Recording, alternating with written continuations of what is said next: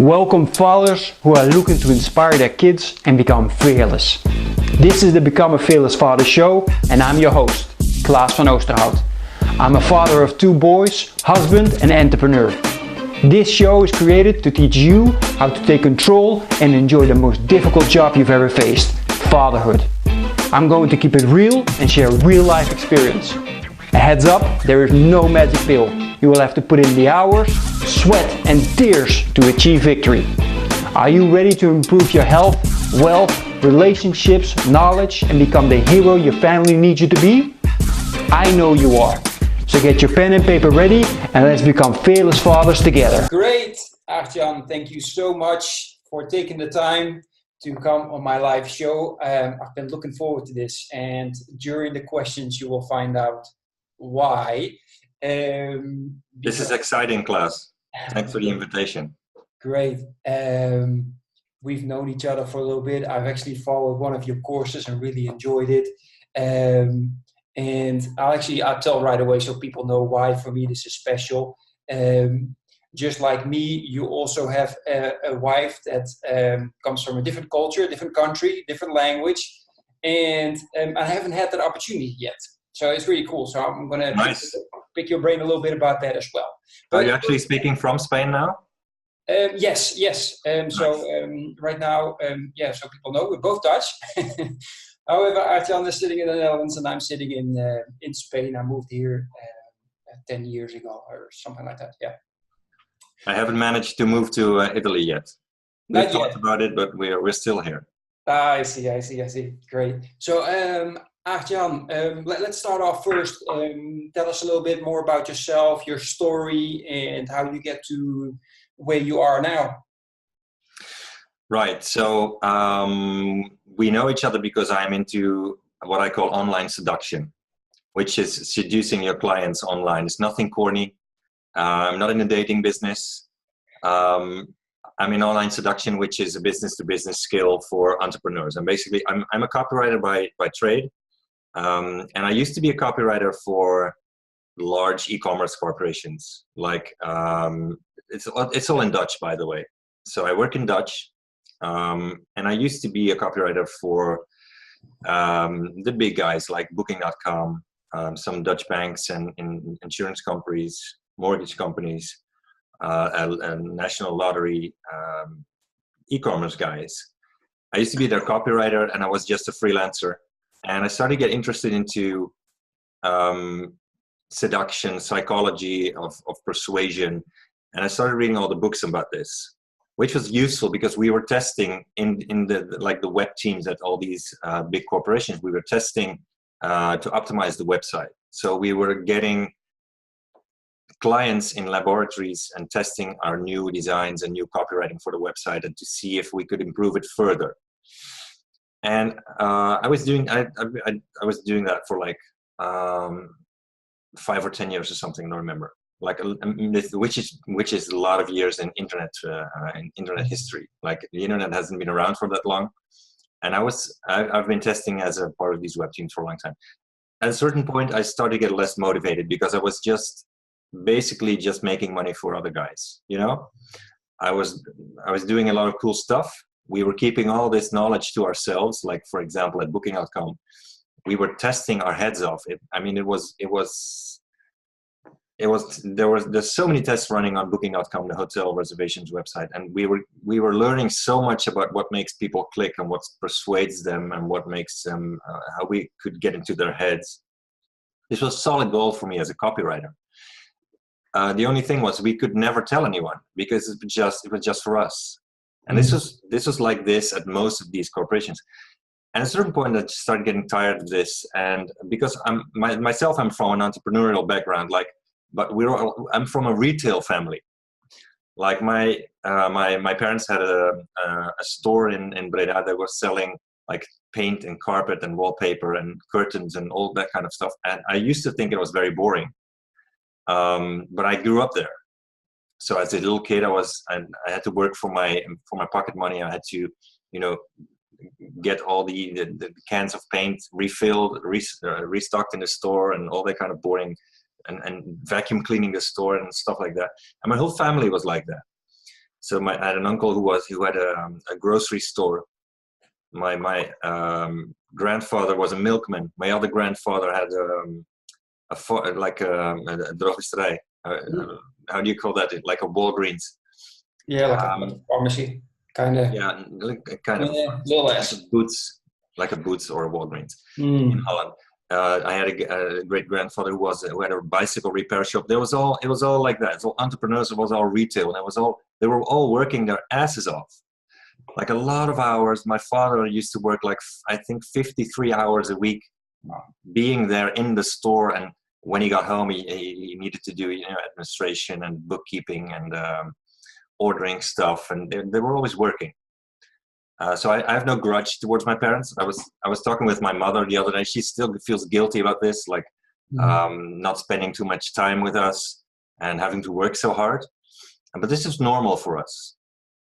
And I grew up like this, and my whole family was like this. And when I got working for these big corporations, I started to feel like a bit uneasy about keeping all this valuable knowledge to ourselves. So we were not sharing any of that stuff that we were learning about what makes people click.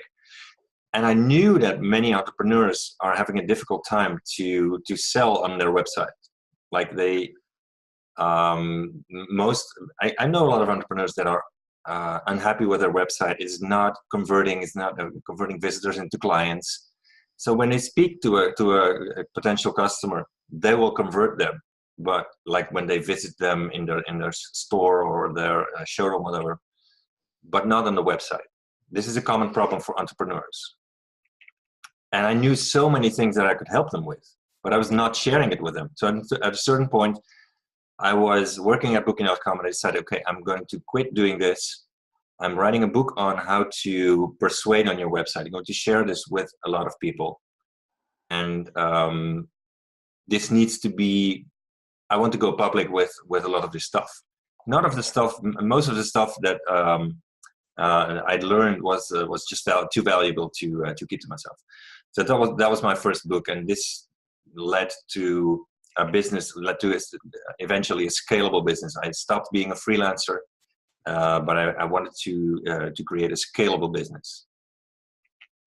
Nice. And for the people that do speak Dutch, because it's only in Dutch, right? The books. Yeah, the books are in Dutch. Yeah, exactly. So for the Dutch followers that we have, I have them there. Nice. Yeah, of course. I already have both of them. I've read them several times. Really enjoyed them. I gotta read them again. That's awesome. But I highly recommend them. And I was just wondering, because you just mentioned you work for huge companies like Booking.com. I mean, all over the world, people know what Booking.com is, and several huge banks. So, I'm going to assume that you were making good money and felt like you had a secure job. Mm-hmm. And I'm just wondering, like you just mentioned, like, okay, I really wanted to share this. Is that where your passion came from to start your road on entrepreneurship, or what else made you say, okay, yeah, I'm going to go into the next secure or unsecure feeling of going and work for myself? Yeah, so when I was working at Booking.com, I think I was doing like, 7,000 euros a month doing copywriting for them. I was on a good fee. I mean, I was selling myself well by that time as a freelancer. I think I was asking 115 euros an hour as a copywriter, which is not bad for this trade. And still, I was there for 2 years. When I was at the end, when I needed to go there, they have an office in Amsterdam, very cool office in the center of town. Like many times, I would be all tense, and my belly would be aching, and I would not be looking forward to going there, which had nothing to do with them and everything to do with me. It's like I was just not into it anymore. I was not going to. Like Booking.com is like, when you're there, you can almost hear the money like spinning. I mean, it's crazy. It's a conversion machine. They keep adding hotels to their database. Like when I got there were I think 100,000, and now maybe there's 500,000 hotels in their database that they are selling. And it's just crazy, and always improving the website, and we're always tinkering with it. And what tiny little screw can we improve, and can we twist or remove, and if we put 2 words here on this page, or remove the words, or put a psychological trigger in there, what happens to our conversion? Do we sell more hotel rooms? So this is a money-making machine like you have never seen. I was amazed by the amount of money that was being made there, and I enjoyed being a part of it for a certain amount of time. At the end, I was uncomfortable with it. I was like, I need to share this stuff. I need to get out of the treadmill. Also, I was not like, I was a bit feeling like I'm not sure if I can say this, but I was feeling a bit like a whore, like a text whore. I needed to always do what my clients were asking me to do, and then they could decide what to do with it. It was, by that time I had written, I think I wrote my first book in last year. I was at booking, and I decided, so this is what I want to be doing. I want to share my knowledge. I want to create a business that is based on scalability. So not selling my hours or my days, because I was, my agenda was full. I wanted to create products out of the stuff that I knew, the stuff that was in my head, my experience, and my all the tricks that I had learned. I wanted to create products out of that. And the book was the first one, and it like what I didn't know at first was that you make so little money from books. Like authors, if your book is $20, you make $1 as an author. That's what you make. It may be even worse if you're in America. Like it's like that in Holland. That's the ratio. So that was shocking to me at first, and I quickly realized that this is not how I'm going to be making money. This is not a business model. This is marketing. Writing a book is just marketing. You should have something to sell, which comes after the book, which is the upgrade after the book. So that's what I started to do after my first attempt at creating a scalable product, which was a book. And I started creating online training programs and stuff that I could put online and start selling as a product. And this was a much more fun business, because now I needed to do copywriting for my own business, to be selling my own stuff, to be making money for myself. And the coolest thing was that I was also making my clients money. Like I was telling them things that I had learned from these big e-commerce corporations. Like, okay, if you change this in your copywriting on your website, it will improve your sales. Like there have been customers in this training program that have been, they were almost going to quit. Like I have a client who has a shop, and she and her husband are selling stuff that people need that have rabbits or birds or other animals at home as a hobby. She's into all that kind of stuff, and she was doing well for a couple of years, and then 2 or 3 big competitors entered the market and started a huge web shop here in Holland, and they were not selling as well anymore.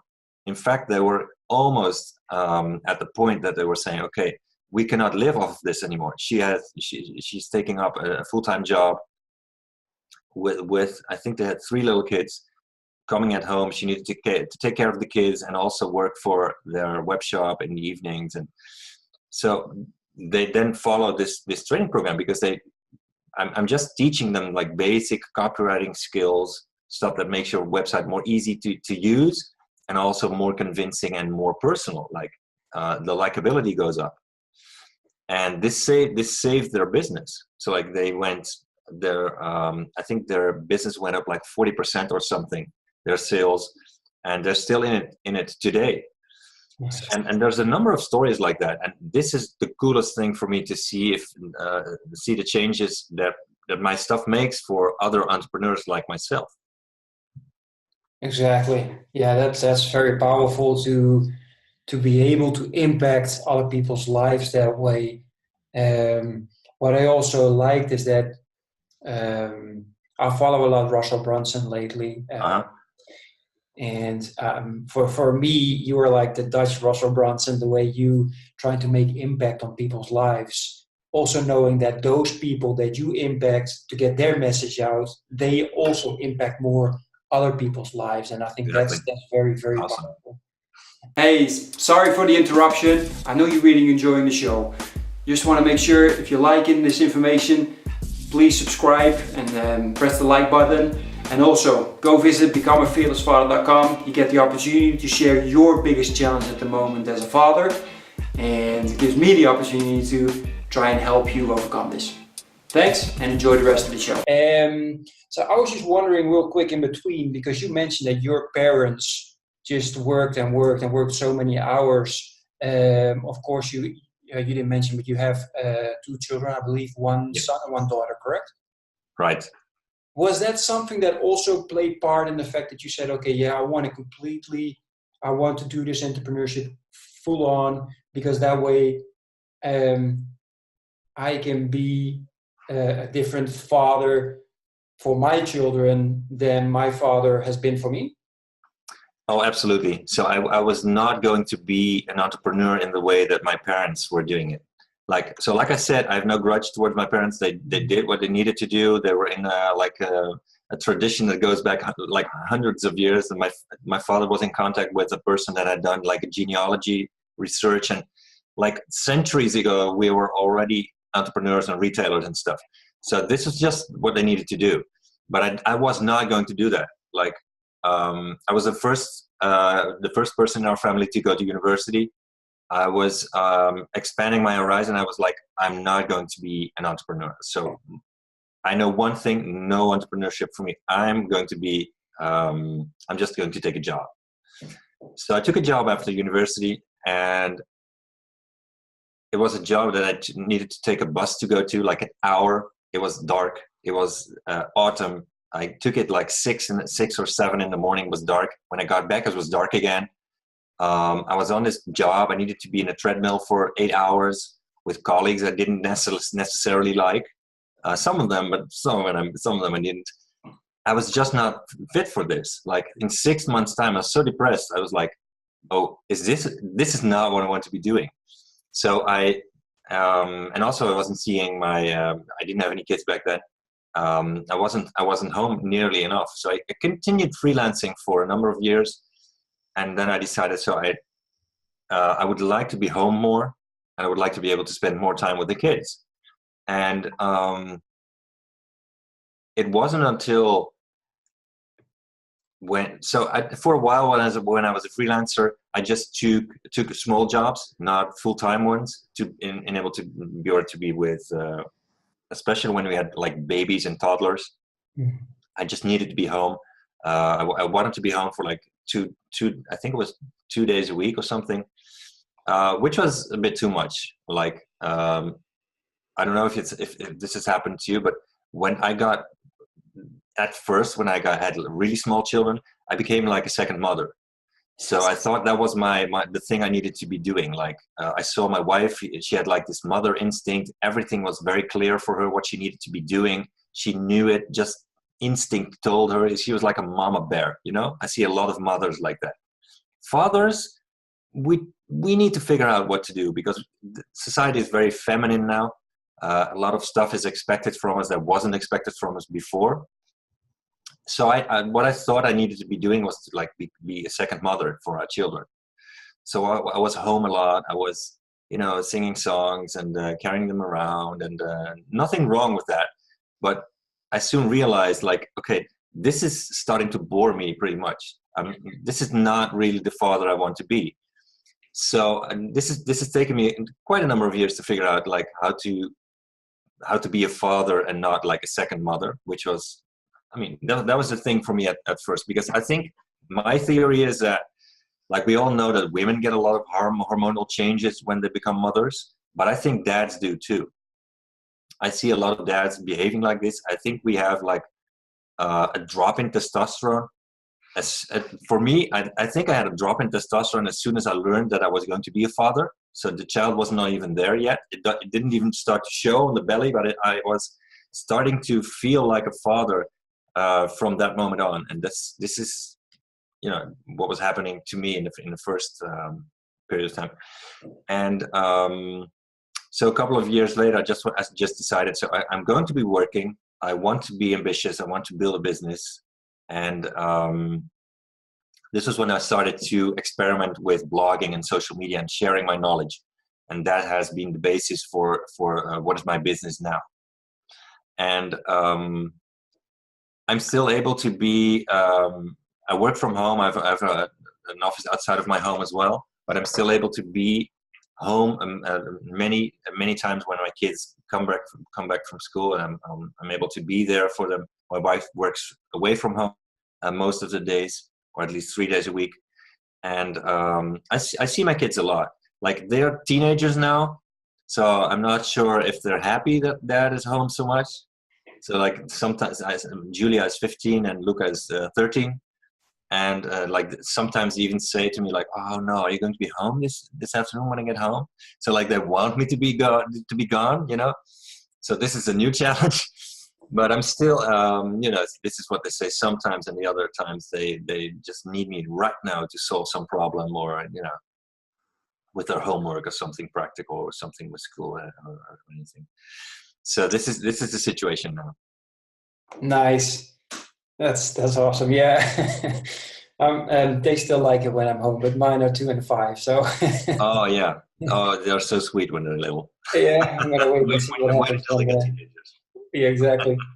And what you were saying about, you know, you turning into the second mom, I was smiling because I actually watched, I don't know if you heard of him, Ryan Dice, and he actually called himself Mr. Mom. So I was thinking right. You know, you're a Mr. Mom. I call it Entrepreneur Dad. I've heard that as well. I really like that one. But yeah, it's like I don't know exactly how it goes in the Netherlands, but here in Spain, for the mother, they do a lot. So when you're first pregnant, you go through all these classes and explain a lot of stuff for you and what you have to do, etc. But for fathers, nothing. And I think that's all over the world. It's like, you know, you're a father and we're still stuck a little bit in that old thinking of what you mentioned before. You know, you're the father, you work 50, 60 hours, you know, make sure that there's enough money so everybody can live and do what they need to be doing. And that's really changing. And I have the feeling, at least from all the questions that I'm getting from a lot of fathers, and that's what this interview is based on as well. A lot of questions that I get from fathers that have challenges. And that they're a little lost and like, okay, what do I do now as a father, and how can I enjoy this the most? For me, it was, I've lost 4 or 5 months of my son. I didn't see him because I had to work in a different city. Right. And that was no commute. That was 6 hours by high-speed train. So that was no way. So I just lived in another city for that time.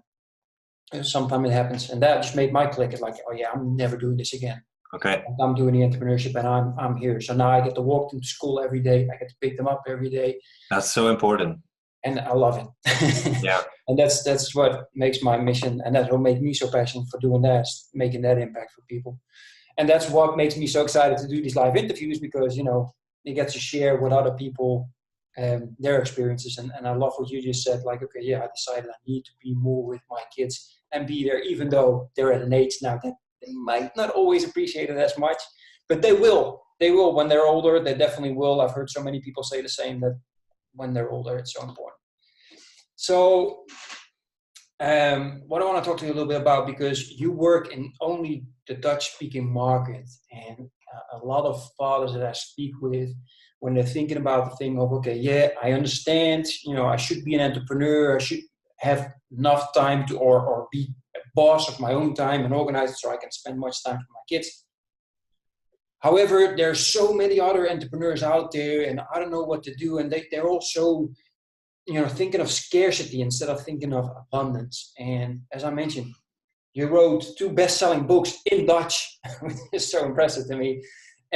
So you're focusing in a small part of a small part, because it's not just, okay, I focus on the whole Dutch market. No, you focus on the Dutch market and then the entrepreneurs inside of the Dutch market. So I'm just wondering, you know, what's your philosophy when we're talking about scarcity and abundance? Right.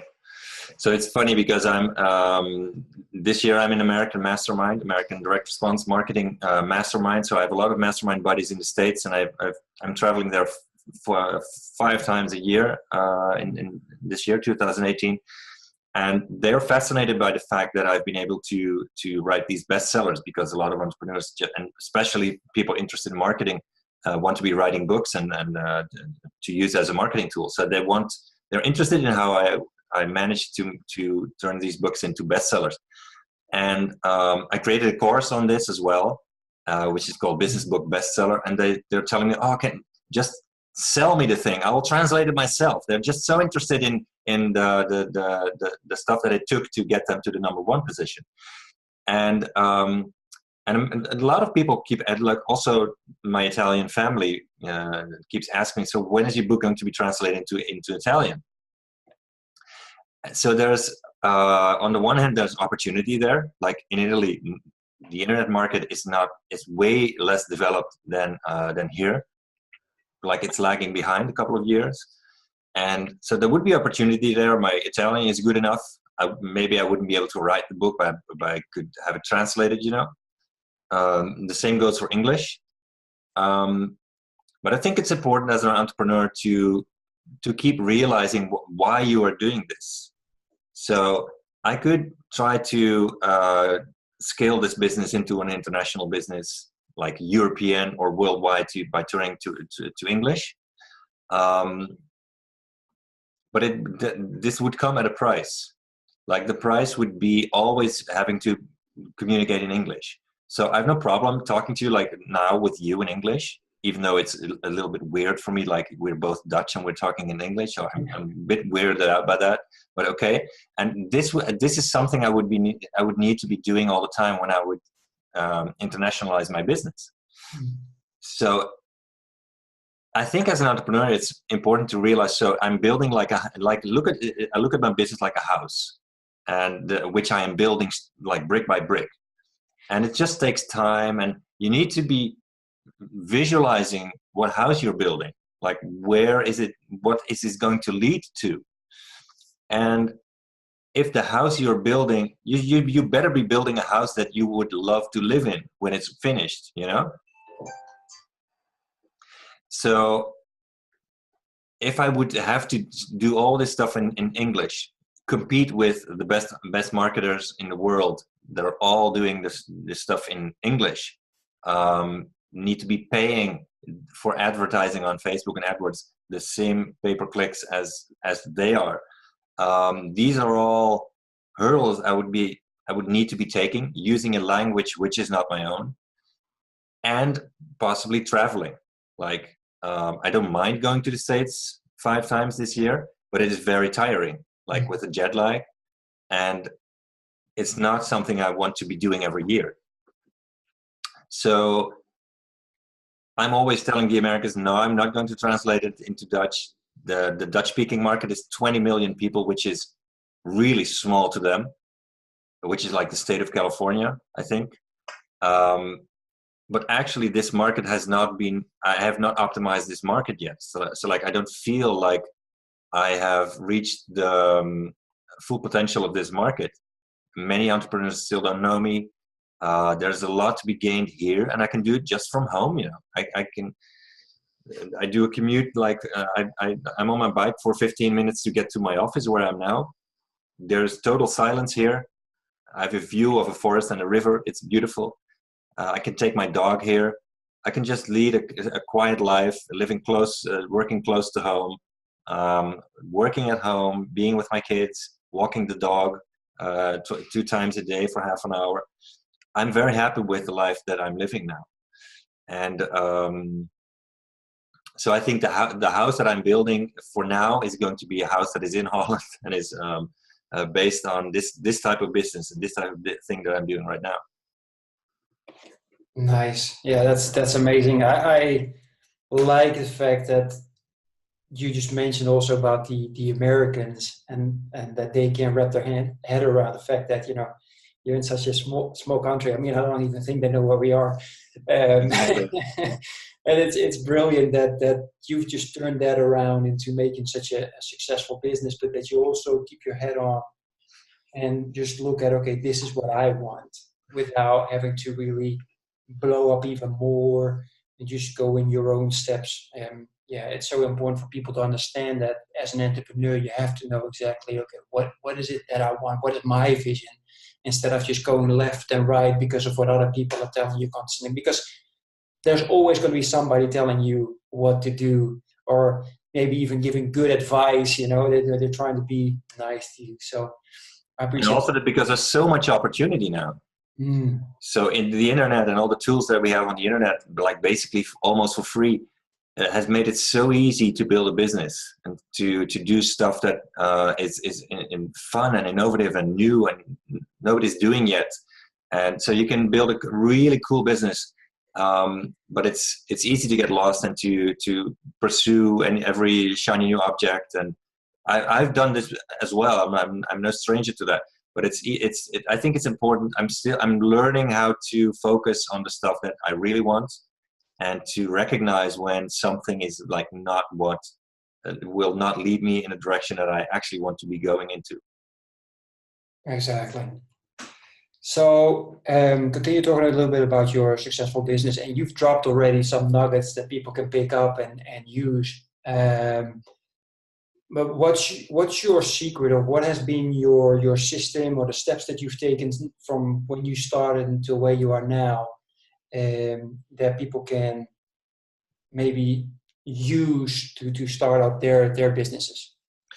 So the most important thing for me to have discovered is information marketing, which is basically, this is two things. Like, it's marketing based on information, like sharing knowledge and sharing blog articles and videos and giving tips, or like doing some teaching, which then turns into marketing.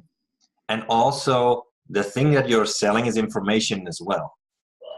So selling the stuff that you have in your head or your skills as a scalable information product. So this has been the discovery for me that has changed everything, because most experts in anything assume they need to, in order to make a living out of this, they assume that they need to be giving advice, training people, coaching people, or actually being hands-on in a company and working with them to get the most out of what they know how to do. But this is only one way of doing it, which is the way most people are doing it. And there's nothing wrong with it. But I know a couple of people that are getting tired of working like that, because you always have to adapt. You always have to travel. You have to do what the client says. After a while, it can become tiring or not as fun anymore. And there is a way, if you're an expert at something, to just start focusing like really hard on one thing that is to you the most interesting thing, which is also very marketable. Like, there's a lot of demand for it. Like in my case, it was online seduction, selling more with your website. And I just got better and better at that skill by using it, by reading, by interviewing people. This has been my focus for a number of years. And then I turned this into information products like books and online training programs. So an online training program is basically a website that is not accessible unless you have bought the course, and you can log in and see the videos and the checklists and get to ask me questions. This is basically what it is. This is also a way to be an expert and sell what you know how to do, but sell it to a lot more people than when you are a freelancer, for example, or a service company that is delivering custom services to other businesses or other people. So that has been the main discovery for me, information marketing, and this is the basis of my business. And the way that I'm doing this now is, so like there's three levels in my business. Like, there's the do-it-yourself level, which is, okay, you can just read my articles or read my book. This is like the cheapest stuff that I am either giving away or selling. Like, a book is like 20 euros, which is almost free. So this is the marketing level. This is the do-it-yourself level. And I've also a couple of information products which are more expensive. And these are the online trainings, and they are also mainly do-it-yourself. So they cost like, I don't know, 1,000 or 2,000 euros. And you buy them, and I just tell you exactly what to do to make your book into a bestseller, or how to seduce customers on your website. or how to do irresistible marketing. Those are the three programs that I'm selling. This is do it yourself. I'm teaching you, but I'm not doing it for you or doing it with you. So the next level, the second level, is done with you. So this is when I'm still teaching you that stuff, but then I'm going to help you implement. For example, last week I was with a group of 10 customers shooting marketing videos for their company. So they're entrepreneurs and they have not done a lot of marketing, but they are still pretty successful already without really going into marketing. They want me to show them how to do marketing as effectively as possible in as little time as possible. And one of the things that I'm showing them how to do is to shoot marketing videos that bring them clients. So this is a more expensive. This costs like twice as much as a do-it-yourself program. And they are in direct contact with me. I implement this with them. This is a done with you level. And then there is the done for you level, which is the top, like for my top clients, like the big league. Like typically they will make like $500,000 at least a year or more. And what I do with them, one of the things I do for them is a VIP copywriting day. So I invite them over to a hotel where I will be with them for one day. I have a room, we have nice food and drink, and I will write with them the 2 most important pages of their website.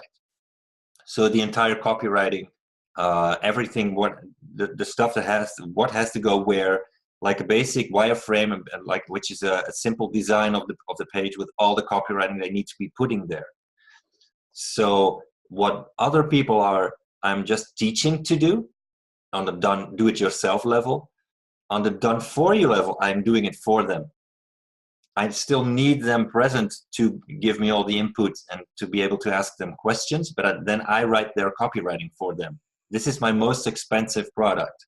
This is a very expensive VIP copywriting day, and I can sell them anytime I want because I'm doing so much marketing and I'm getting so many leads from my do-it-yourself and done-with-you level customers that this is always trickling into these done-for-you customers. So it's like a 3-level business with these 3 tiers of doing business with my clients. Nice. That has been a game changer for me. Yeah, I see. Yeah, the value ladder, right? That's a great. Exactly. That's a great golden nugget you just shared with us. Thanks for that. So, was that something you thought of from the beginning, or is that something that came on gradually? And are you now like, okay, if I would have just loved to know that and would have started with that from the beginning? No, it took a while for me to discover this. Like at first, the first thing I thought of to be able to productize myself was to write a book. I thought I was going to make money off of a book. I soon discovered this is not the case. So then I started to figure out, which took me a couple of years, how to do this, how to make this profitable.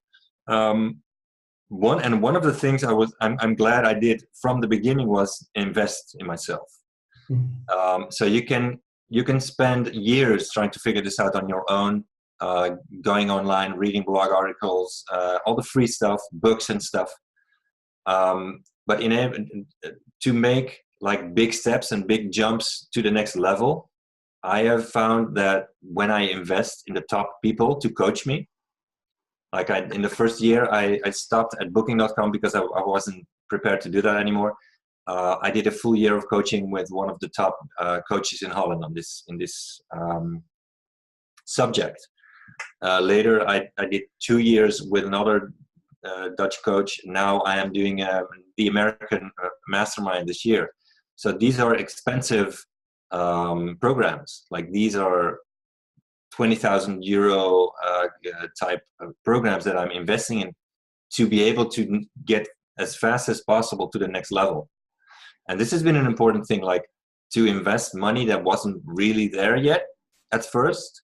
Like it really hurt, it really stung to have to invest that kind of money.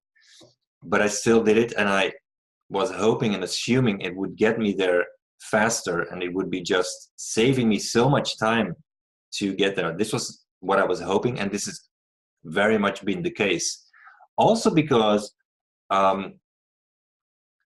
like I think it was Tony Robbins that said, if you don't pay attention. So if you buy a book for $20, you will pay attention for $20 worth. If you buy a program, a training or coaching program or a mastermind, and you pay $20,000, you will pay attention for $20,000 worth. So like, you are not slacking that year that you've paid $20,000 to be able to fly to the States and be the best marketers. You are implementing, dude. You are going at it because it's cost you a lot of money and you want to get a return on investment. So this has been my experience to,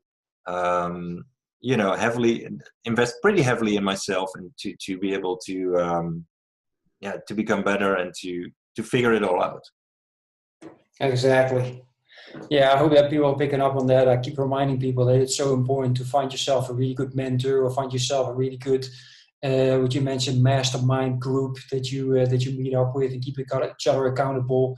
And the other thing that you mentioned, of course, before, scaling your business and making that value ladder, it is so important. As you know, the project that I'm in right now is called Become a Fearless Father. And of course, fearless is what I'm focusing on, what's so important. And I was so surprised when I watched one of your videos and you mentioned that you're an introvert and that at the beginning you were so afraid of being in front of the camera because you look really natural and confident. And I was like, wow, that surprised me a little bit. But a lot of people actually are afraid and to be on a camera or to do certain things. And I'm just wondering, maybe you could share a little bit of some tips on how you overcame these fears or how you're dealing with them. Maybe you're still scared to go on camera. I don't know. Yes, I don't know who said this, like that. I think it's an actual statistic that most people are more afraid of speaking in public and then of dying. Like at a funeral, they would prefer to be the guy in the casket instead of the guy giving the speech at the grave. Like that's weird. Like I was the same. Like when I was in high school, I was trying to sneak out of any presentations that we needed to be doing. Like back then, giving presentations was not really a part of the curriculum. Now it really is. I noticed from my kids, but I managed to weasel myself out of many presentations because I was very shy and very introverted. And I was really scared to be in front of people. So at a certain point, I was asked, after a couple of years of blogging, I was asked to give a workshop to a bunch of people. And at that time, I decided, okay, I'm just going to give it a go. And I did a speaking in public training for 2 days, which was very scary to me. And I'll never forget this because this is a big breakthrough for me. I came in thinking that, okay, to speak in front of people, like a group of people, be prepared, you need to have a speech ready or a PowerPoint or whatever. And what I actually learned there, to cut a long story short, because this was the gold nugget for me, what I learned there was, okay, in order to speak in front of people, you don't need to be prepared like 100%. What you need to do is just decide what you're going to talk about. Like, I don't know, 3 or 5 things. Just write 3 or 5 words on a Post-it note or something, and then improvise. Just improvise and be enthusiastic. Like the thing that you are speaking about needs to be something that you are happy to be speaking about. Like, this is your thing, this is your expertise, this is what you love to do. If it is that subject matter, the best thing to do to give an interesting speech or an interesting presentation is just start improvising and be enthusiastic about it. Just be yourself and show that you think this is so important and so much fun to be doing, because it's really a lot of fun to be watching somebody who is enthusiastic about what they're doing. Like you can watch a speech from someone who is talking about something that really does not interest you one thing. But if they're enthusiastical, if they're happy and they're excited about what they're talking about, it will transfer to you. You will become excited as well. So this was the big insight for me. Oh, right. To be able to engage an audience, I don't need to be a scared little rabbit in the headlights of a car. I just need to improvise and be excited about what I'm telling them. And this has been the way I've been doing presentations ever since. And it completely took away my fear of speaking in public and also of recording videos. I just do the same thing on video. And of course, the first videos I made were I was still like wide-eyed and really like I can't really look at them anymore because I was just so uncomfortable. But that was in the beginning. Like everyone looks like this at first when they start recording videos. But when you just relax and tell it like you were telling it to someone on a party and someone that's really interested, because that's also one of the things. As an introvert, I cannot be excited about what I'm telling you if you're not interested. So like if I am at a party and somebody asks me what I'm doing and I reply and I see like the eyes wandering off, or they are actually not into what I'm telling them, or they were on their way to the bathroom or on their way to see somebody else, or whatever reason they are not interested, I stop talking. Like I cannot do small talk as an introvert. I hate small talk. Like it sucks away all my energy. I cannot do small talk. I cannot be with people who are not interested. But when you're on a stage or in front of a camera, like the only people who are going to watch you will be interested. And then I can be excited. Then I can be more extroverted than maybe I really am in normal situations. And I think that's, for me as an introvert, that was the main breakthrough, is just be excited about what I'm talking about. Nice. Yeah, as I mentioned, I watch you on your videos now, and it's just like, yeah, I couldn't believe when you said that you you are an introvert. That's my wife. I'm introverted. Great. So I really appreciate that you share that. It's so important, and I like the fact that you mentioned like your energy is actually the most important thing. Yeah. And it becomes what you have to talk about.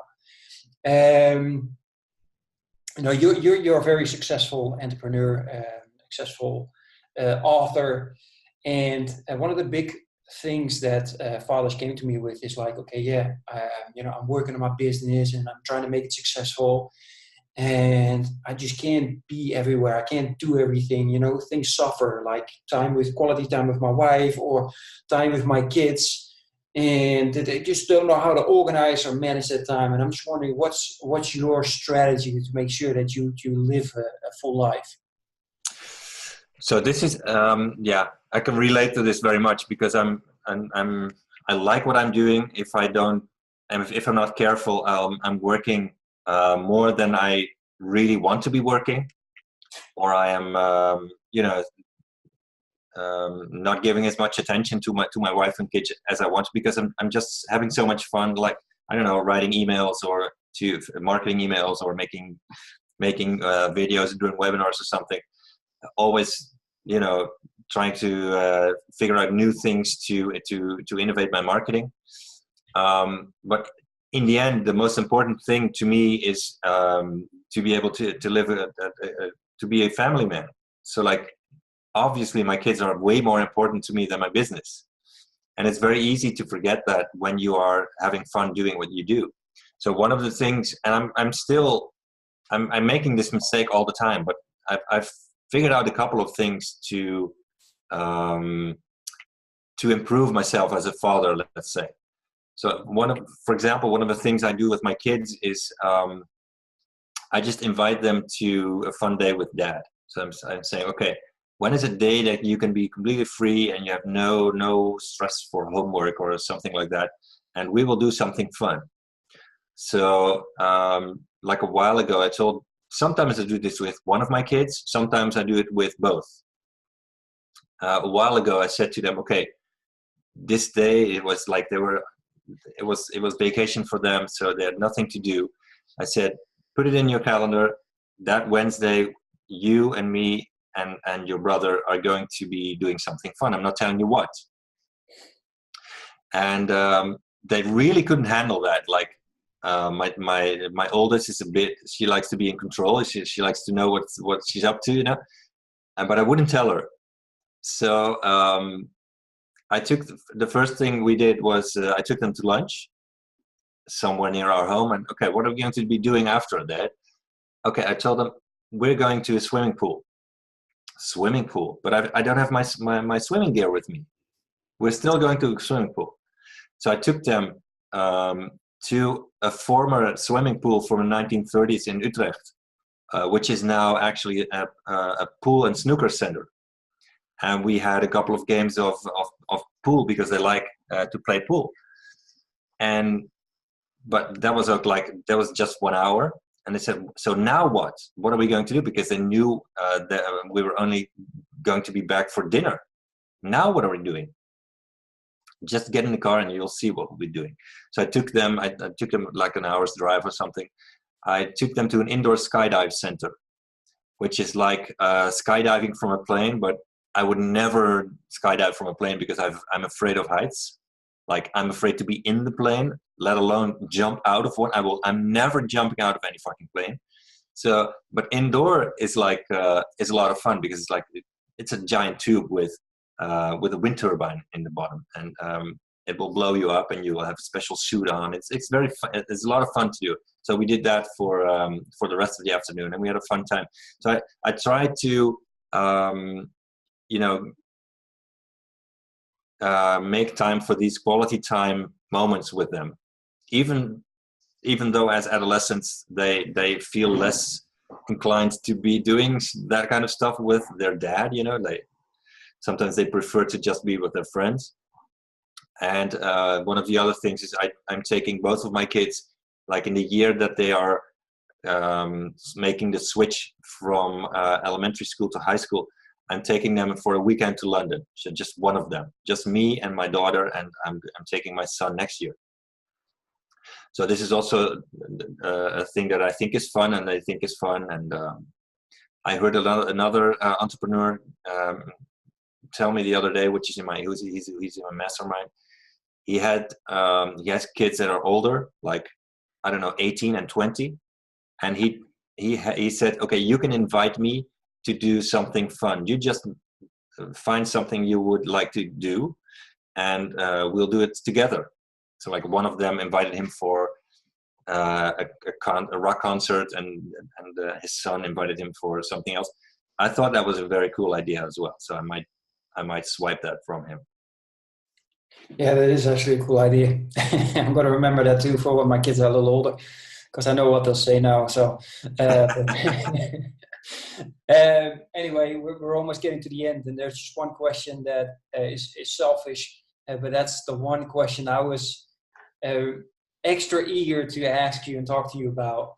As we mentioned before, your wife is Italian, mine is Spanish, I'm Dutch, living in Spain. From the Netherlands, we already get bombarded with a lot of languages. We learned Dutch, English, German, French at a very young age.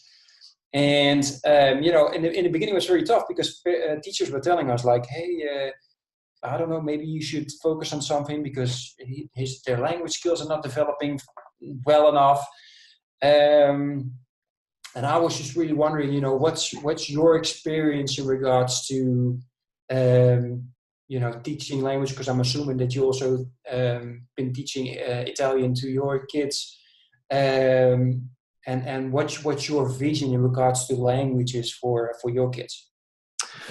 So we think it's really important that they learn Italian as well. We live in Holland, so Dutch is a no-brainer, but they need to be able to speak Italian as well.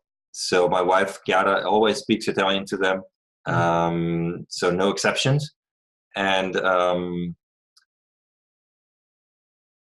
what we have, I think I don't know where I read this, but I think it's a proven scientific fact that like bilingual kids are have several advantages in life. One of them, I'm sure, is like reducing the chance of getting senile dementia. This is one of the things that one of the advantages of being bilingual. I'm not sure why.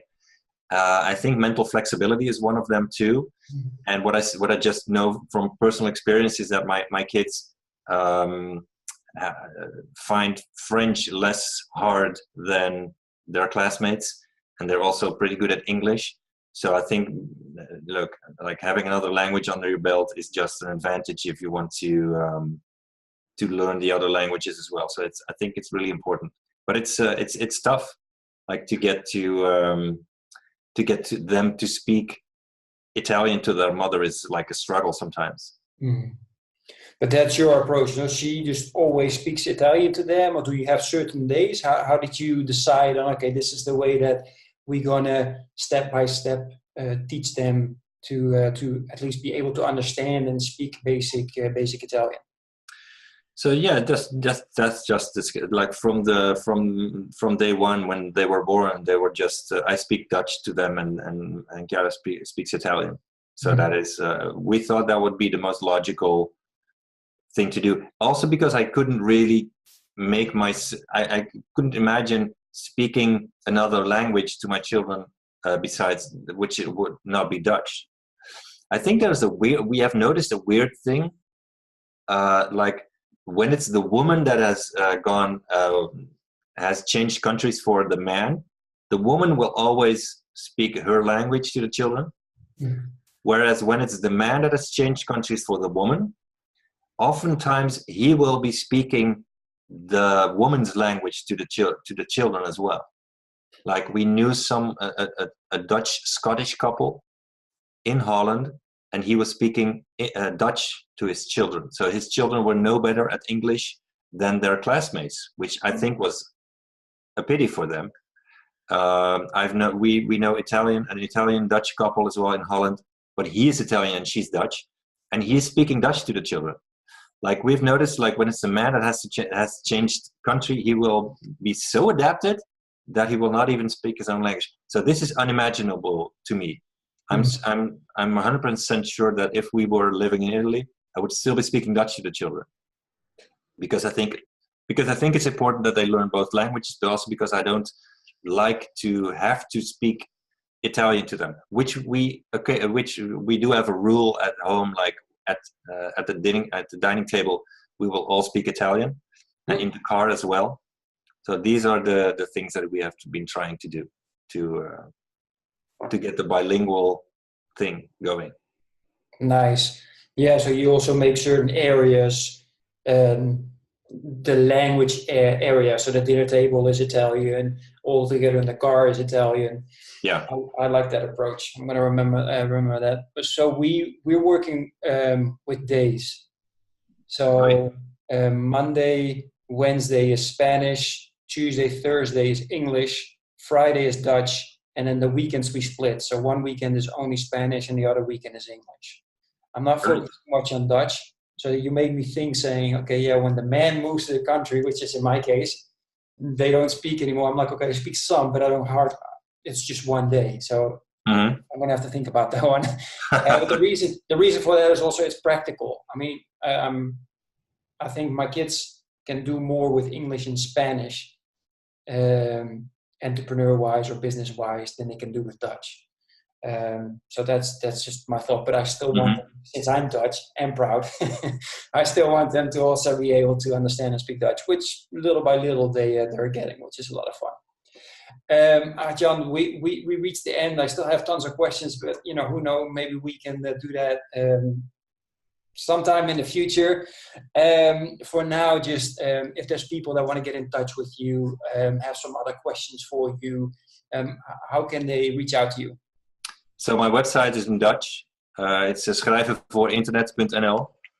Maybe you can put it in the show notes or below the video to make it clickable in English. I'm not even going to attempt to spell it out because it's just too hard. And also maaksegek.nl, which is the name of my book. Excellent. I will put both. Perfect. I will put both of the pages there. You also got a Facebook page. I will add that as well, so people can check you on there. Again, thank you very much, Aartjan. I really appreciate it. I know it was a bit weird for both of us speaking in English instead of Dutch. Thanks for having me.